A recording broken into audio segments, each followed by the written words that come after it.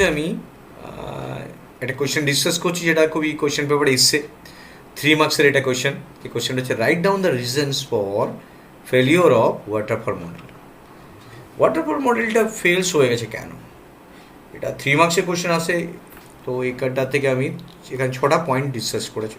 তো প্রত্যেকটা পয়েন্ট তোমরা যখন আমি বোঝাবো তখন তোমরা ভিডিওটা চলার সময় প্রত্যেকটা পয়েন্টসকে লিখে নিও। আমি যখন প্রত্যেকটা ভিডিও যখন আমি বানাচ্ছি কোয়েশ্চেন পেপার ইয়ার সলভার, যেটা আমি নাম দিয়েছি ক্যাটালাইজার, তো প্রত্যেকটা সাবজেক্টের software engineering, Java, network, DBMS, operating system, প্রত্যেকটা সাবজেক্টের উপর আমি ইয়ার সলভের ভিডিও নিয়ে আসছি।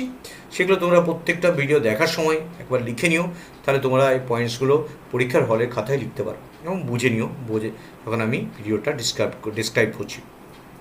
তো ফার্স্ট যে পয়েন্টটা আছে সেটা হচ্ছে প্রজেক্টটা টাইম লাইন, যেটা প্ল্যান করা আছে। তো টোটাল 6টা পয়েন্ট তোমরা দেখলে। ফার্স্ট পয়েন্টটা কী বলছে? Project time line is planned at the beginning of the project. আমরা ভেবে নেব যে প্রজেক্টটা এই সময়ের মধ্যে ডেলিভার করতে হবে এবং এই সময় স্টার্ট হবে, এই সময় থেকে এই সময়ের মধ্যে ডেলিভার হবে, and can be delivered at the end of the project time line. এবং ওই সময়ের মধ্যে আমাকে ডেলিভার করতে হবে। If one phase is delayed, all other phase are also delayed.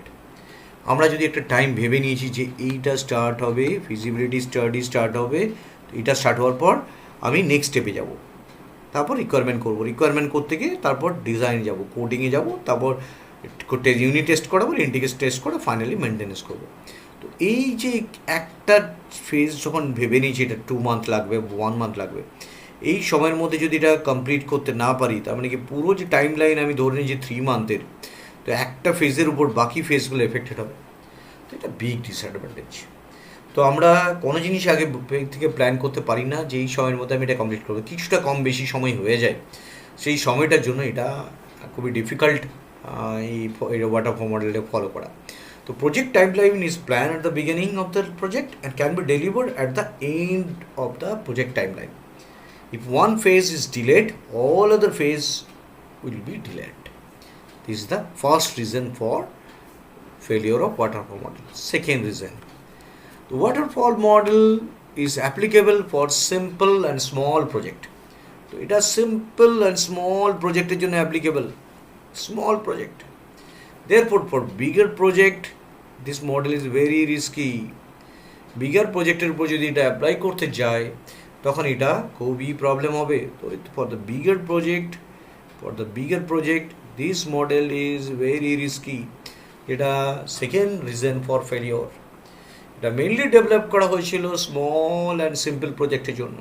পরে গিয়ে যখন এটা বিগার প্রজেক্ট আমি অ্যাপ্লাই করছি, এটা প্রজেক্টটা ফেলড হয়ে যেতে পারে। এটা একটা মেন ডিসঅ্যাডভান্টেজ পেয়ে যাচ্ছে আমরা, যেটা একটা reason for failure. Third point কী বলছে? This model is not flexible. এটা ফ্লেক্সিবল না। আমি নিজের মতো করে আমি কোনো একটা স্টেজ থেকে আরেকটা স্টেজে আসতে পারি না। আবার কোনো সময় মনে হলো এই ডিজাইনটা চেঞ্জেস দরকার, একবার যখন আমি বানিয়ে দিয়েছি এটা আমাকে মনে করতে হবে যে এটাই ফাইনাল। তো এটা ফ্লেক্সিবল না, যেটা একটা reason for failure. Change requirement hard to satisfy for customer যদি বলে যে আমার চেঞ্জ রিকোয়ারমেন্ট দরকার আছে, সেটা difficult, hard to satisfy the customer. Change requirement hard to satisfy the customer. Next one is there is lack of interaction among different phases. প্রত্যেকটা ফেজেসের মধ্যে interaction থাকবে না। আমি একবার বানিয়ে নিয়েছি, তারপর ইন্টারাক্ট করা যাবে না, আমার বানানো কমপ্লিট হলে পরের স্টেজ যাবো। This is the main reason for failure also. হ্যাঁ, একটা যে কোনো জিনিসের, ভালো মন্দ জিনিসের একটা করে ফিডব্যাক হয়, তো এটার কোনো ফিডব্যাক মেকানিজম নেই। ওয়াটারফল মডেলে হ্যাজ নো ফিডব্যাক পাথ, কোনো রকমের ফিডব্যাক পাথ নেই। তাহলে এমন একটা মডেল যেটা ডেফিনেটলি স্মল প্রজেক্টের জন্য অ্যাপ্লাই করা হয়েছে, সেই মডেলটার উপর বেস করে পরের দিকে আরও বেটার ডেভেলপমেন্ট হচ্ছে মডেল। বাট এই ওয়াটারফল মডেলটা আমরা ফেলড মডেল বলতে পারি। কারণ কি, এটা টাইমের মধ্যে ডেলিভার করতে হবে, ইন্টারাকশান নেই, ফ্লেক্সিবল নয়, hard to satisfy the customer requirement, এবং ফিডব্যাক নেই, no feedback path is there. আমি কোনো ফিডব্যাক পাথ পাচ্ছি না যে আমি এই মডেল থেকে যদি আমি এখান থেকে আমি ব্যাক করে এখানে আসতে চাই, এখানে আসতে চাই, কোনো রকমের ফিডব্যাক ফেসিলিটিস নেই। This is the drawback of the model. These are the disadvantage also, and these are the reason for failure. Thank you very much for watching this video. Share and subscribe it. Thank you.